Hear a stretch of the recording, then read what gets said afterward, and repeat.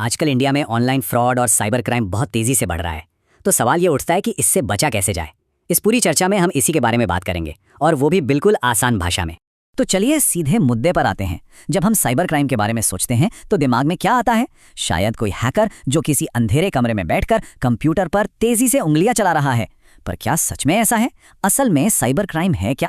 तो देखिए, असली खेल कुछ और ही है। आज का साइबर क्राइम टेक्नोलॉजी हैकिंग के बारे में उतना नहीं है जितना साइकोलॉजी हैकिंग के बारे में है। मतलब अपराधी किसी कंप्यूटर सिस्टम को नहीं, बल्कि हमारे दिमाग को हैक करने की कोशिश करते हैं। और वो ऐसा करते कैसे हैं? वो हमारी 3 सबसे मजबूत भावनाओं का इस्तेमाल करते हैं। पहला है डर, जैसे आपका अकाउंट ब्लॉक हो जाएगा।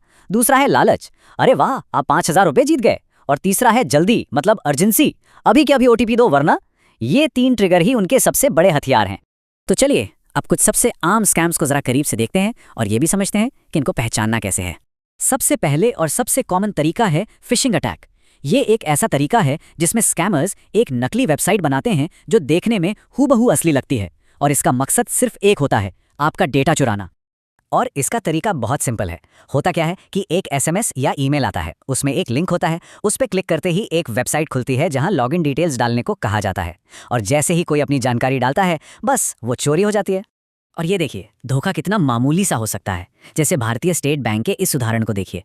नकली वेबसाइट है sbi-update.xyz, जबकि असली है sbi.co.in। पहली नजर में तो इस फर्क को पकड़ना लगभग नामुमकिन है ना। अब आते हैं एक और बहुत ही खतरनाक स्कैम पर, ओटीपी या सिम स्वैप स्कैम। ये इतना खतरनाक इसलिए है क्योंकि इसमें अपराधी सीधा मोबाइल नंबर पर ही कंट्रोल कर लेते हैं ताकि बैंक अकाउंट्स तक पहुंच सकें। ये काम 2 तरीकों से होता है। या तो वो कोई झूठी कहानी सुनाकर फोन करते हैं और किसी तरह ओटीपी ले लेते हैं, या फिर वो उसी नंबर का एक डुप्लीकेट सिम ही निकलवा लेते हैं, और नतीजा बैंक अकाउंट का पूरा कंट्रोल उनके हाथ में। अब बात करते हैं उस स्कैम की जो शायद इंडिया में सबसे ज्यादा आम है, यूपीआई कलेक्ट रिक्वेस्ट स्कैम। इसमें बड़ी चालाकी से लोगों को पैसे भेजने के लिए फंसाया जाता है, जबकि उन्हें लगता है कि उनके पास पैसे आ रहे हैं। तो यहाँ पर एक गोल्डन रूल है, एक सुनहरा नियम जिसे गांठ बांध लेना है। अगर पिन डालने की नौबत आ रही है तो इसका सीधा मतलब है कि पैसा अकाउंट से जा रहा है। पैसा पाने के लिए कभी भी पिन की जरूरत नहीं पड़ती, कभी नहीं।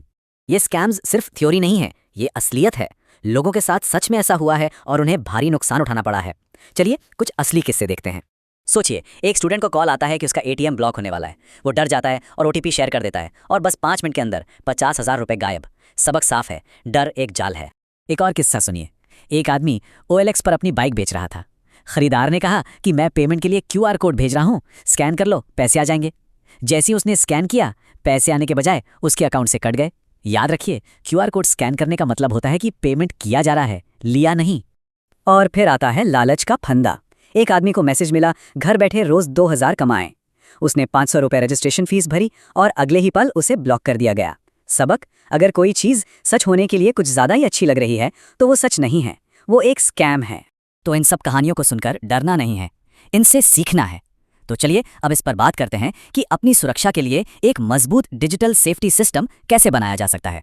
सबसे पहला और सबसे बड़ा नियम, एक तरह से डिजिटल दुनिया का सुरक्षा कवच, वो ये है, अगर कोई ऑफर सुनने में बहुत ही ज्यादा अच्छा लग रहा है तो वो फेक है। बस ये एक सोच 90% स्कैम से बचा सकती है। अच्छा, अब कुछ प्रो टिप्स, मतलब वो चीज़ें जो सुरक्षा को और भी मजबूत बना देंगी। हमेशा वेबसाइट के URL की स्पेलिंग और वो जो ताले वाला HTTPS का निशान होता है उसे ज़रूर चेक करें। हर अकाउंट के लिए अलग अलग पासवर्ड रखें। अपने सभी बैंक अलर्ट, चाहे वो SMS हो या ईमेल, हमेशा ऑन रखें। UPI और कार्ड से पेमेंट के लिए एक कम लिमिट सेट करके रखें। और हाँ, कोई भी ऐप हमेशा ऑफिशियल ऐप स्टोर से ही डाउनलोड करें। लेकिन मान लीजिए कि इतनी सावधानी के बाद भी कभी कुछ गलत हो जाए, तो घबराना बिल्कुल नहीं है। एक एक्शन प्लान है कि फौरन क्या करना चाहिए। सबसे पहली चीज, ये नंबर अपने फोन में सेव कर लीजिए, 1930। ये नेशनल साइबर क्राइम हेल्पलाइन है, इस पर तुरंत कॉल करें। और साथ ही इस सरकारी पोर्टल पर जाकर शिकायत जरूर दर्ज करें, cybercrime.gov.in। एक बात हमेशा याद रखनी है, जितनी जल्दी रिपोर्ट होगी पैसे वापस मिलने का चांस उतना ही ज्यादा होगा। और अब हम आते हैं इस पूरी बातचीत के सबसे बड़े और जरूरी सच पर। तो याद रखिए, साइबर क्राइम असल में टेक्नोलॉजी की प्रॉब्लम है ही नहीं, ये प्रॉब्लम है अवेयरनेस की, मतलब जागरूकता की कमी की। अगर हम सब सतर्क हैं तो ज्यादातर घोटाले हो ही नहीं सकते। तो आखिर में बस एक बात को हमेशा याद रखना है, एक साइबर क्रिमिनल कोई ताला नहीं तोड़ता या पैसे नहीं चुराता, वो बस हमारी एक चूक, एक छोटी सी गलती का इंतजार करता है। इसलिए जागरूक रहिए और सुरक्षित रहिए।